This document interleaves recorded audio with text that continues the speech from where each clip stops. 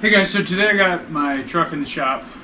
It needs new tires, so I decided I was going to go ahead and do a lift and some new shocks and some new wheels and tires just to give it a different look. So last night I took the bumper off to get ready for today. It'll make it easier to get the leaf springs in and out. And as you can see, I put some fast etch compound on all the frame that I could get to that was exposed to get rid of surface rust and allow me to clean it up a little bit better today once I get it a little bit more torn apart. The bumper is not too difficult to get off. I have a push bar that made it slightly more difficult, but really you just take the tow hooks off, and then there's two bolts that go through and catch a bracket on either side of these parts of the frame, and then the bumper just sort of slides off. And then if you still have it, I still have this protective skirt that protects these coolers up here. So you got some plastic Christmas tree clips you got to take off, and then the glow plug, or not the glow plug, but the plug, the heater. What is it? This thing, the plug where you plug in the block heater. That needs to. You need to snake it out of the way. Mine was disconnected already, so it wasn't a big deal. But there's one Christmas tree clip here, and it looks like there might be another one farther forward that I'm missing. You pop those off, snake it out of the way, and then you can just kind of slide the bumper off. It's not all that heavy or complicated. It just comes off kind of simple. If you do have a push bar or something on there that connects to these three bolts that come through the frame, the easiest thing to do is to take the bumper bolts off. That allows you to move the bumper in and out, and then you can angle it out of the way and get better access to those bolts. But yeah, that's basically it. So we're going to go ahead and get this thing up in the air and start taking it apart. And I got new springs front and rear, a bracket to drop the track bar. Well, it's not a track bar in the front, but you know what I mean.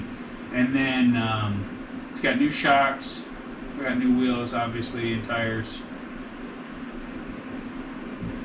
And then I think that's it. It's pretty simple. There's a couple different ways you can lift these kids. Some guys use blocks under the front. Some guys use new springs. Obviously, that's what we're going to do. And then you've also got these perches that the springs attach to. I've seen lifts where they make that bracket longer, and then you retain your stock spring. Those bolt in, so it's not that big a deal to replace them. There's 3 bolts in the front and 2 in the back, so they come off pretty easy as long as your truck's not too rotted and rusty. This one spent most of its life in Wyoming, and then spent a few years in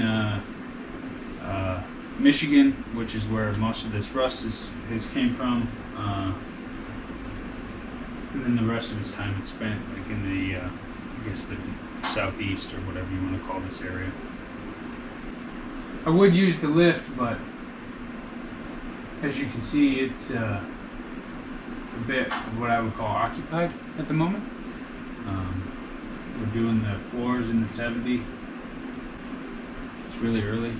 My brain's not quite up yet, so hopefully this goes really well. Okay, so as you guys can tell, we got the wheels off, we got the truck up in the air. It's not magically levitating. I guess a tip I probably should have mentioned that I didn't really think about until I was doing this is make sure that when the truck is lifted and on its new wheels and tires, you can get it back out of your garage. So that could be a problem if you don't think about that beforehand.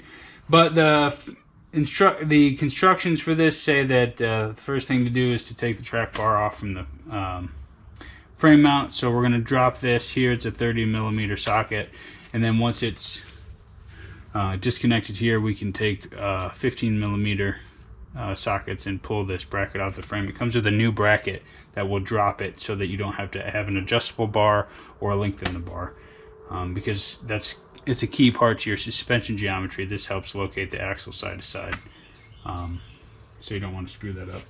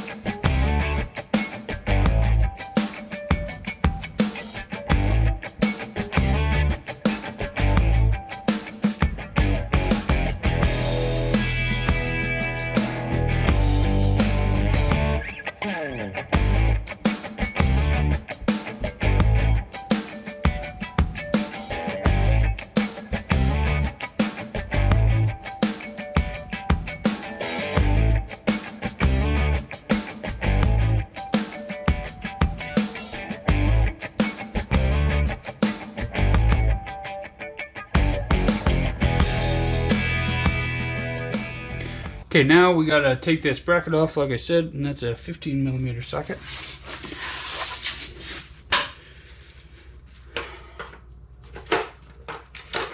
So we'll go ahead and try to give ourselves a hernia doing that.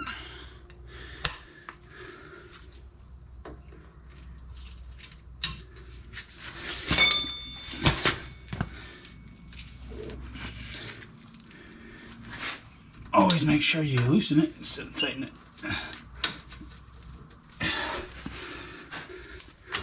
Sometimes it helps to work them back and forth.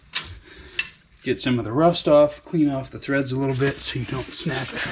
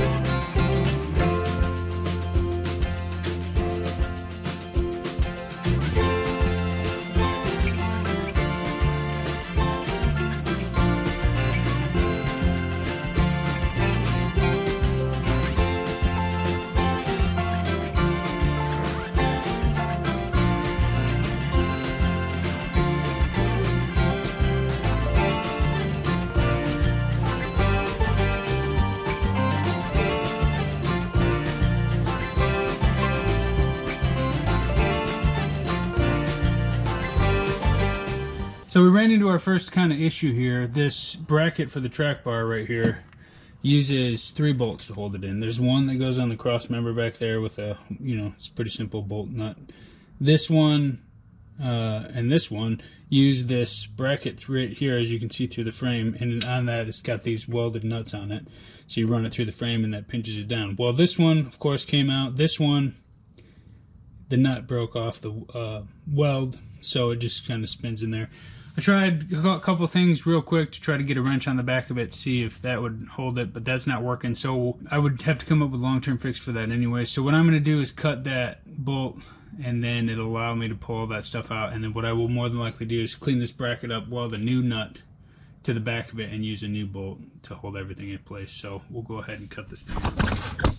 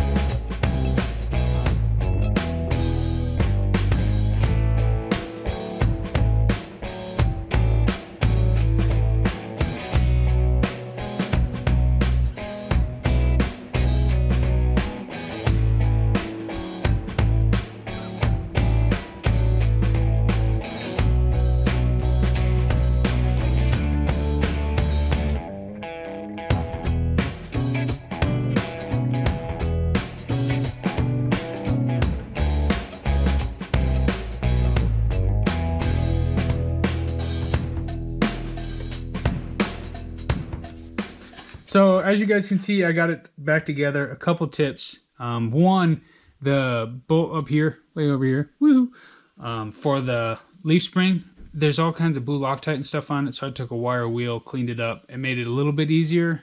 I have a Milwaukee M18 high torque impact gun, and it still struggled a little bit to get it off. It took a little bit longer than I had anticipated. The other thing is I took the vent tube, this guy right here, for the differential, and obviously the brake caliper off, because it would allow me to drop the axle lower and get some more room. You have to drop it real low to get the new leaf spring in without, really fighting it, because obviously it doesn't have any weight on it, so it's a little more U-shaped. The only other thing is, when I went to put it back together, I was having a really hard time getting it to all line up. There's that dowel feature or bolt, whatever you want to call it, on the bottom of the leaf spring, and that's got to line up perfectly with the hole in the differential. So when I put everything back together, that hole was too far inward and a little far rearward because my drive shaft wasn't letting everything move around. So I did a couple different things. Initially, I had the floor jack under the differential pumpkin. So I moved that over to the knuckle. I used that hole in the top of the pad to make clearance around the Zerk fitting for the ball joint, but that allowed the axle a little bit more freedom of movement. Then I went over and loosened the U-bolts on the passenger side as well as the bolts for the leaf spring, and that allowed me to move things a little bit easier. From there, I had to really massage with a hammer the leaf spring to get it over and to drop in.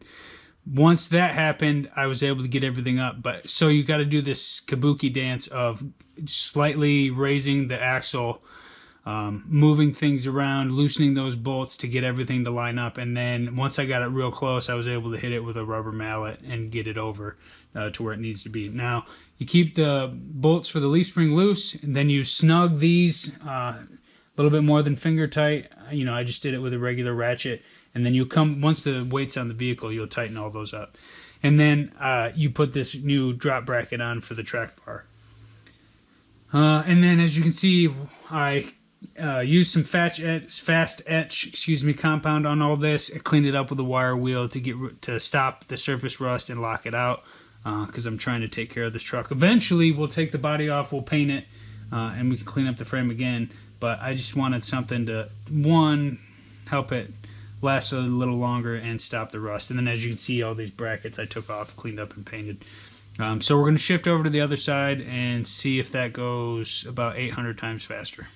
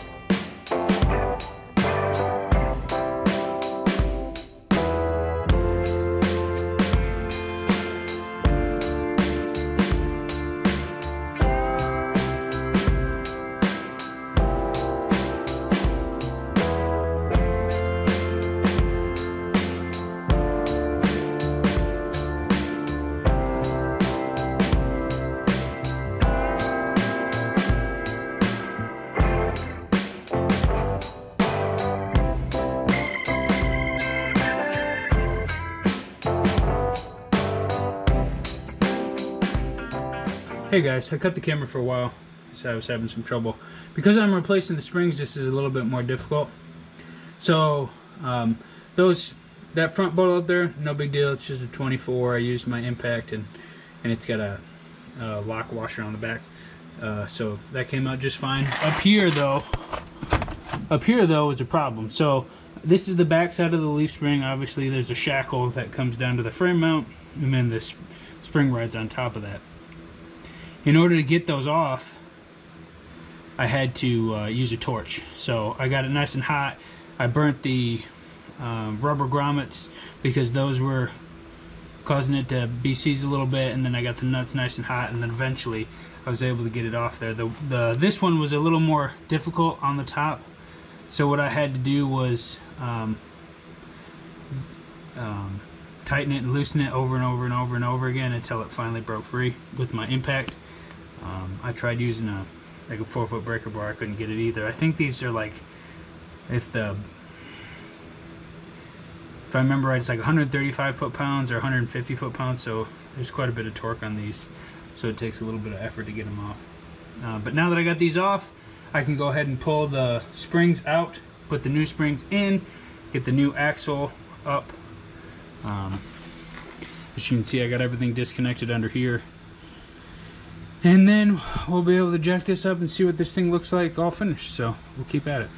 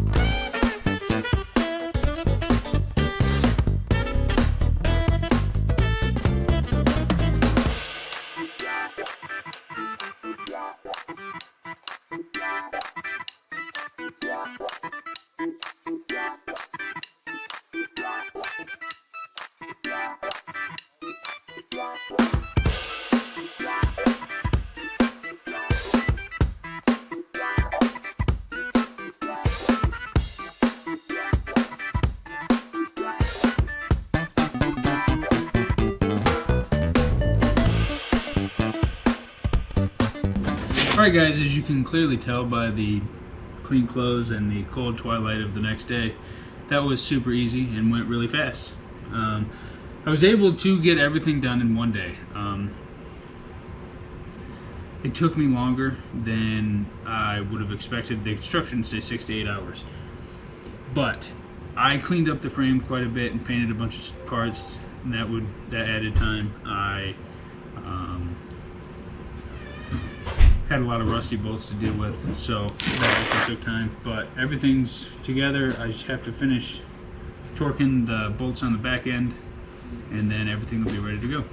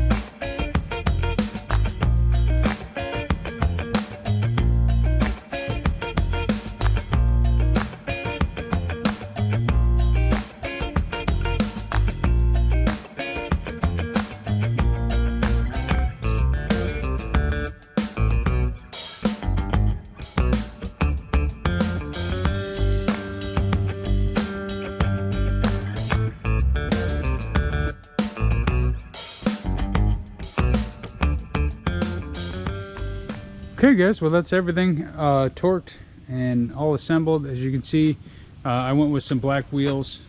These are 20 by 10s.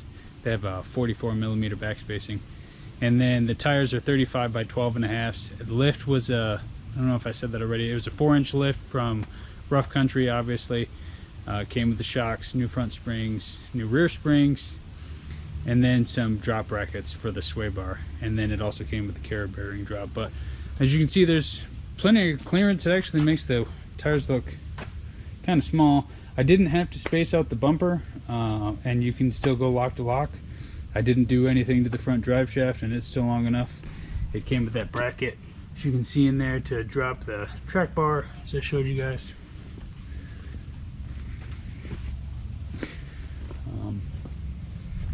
And then I kept the stock block. It didn't say whether or not you're supposed to.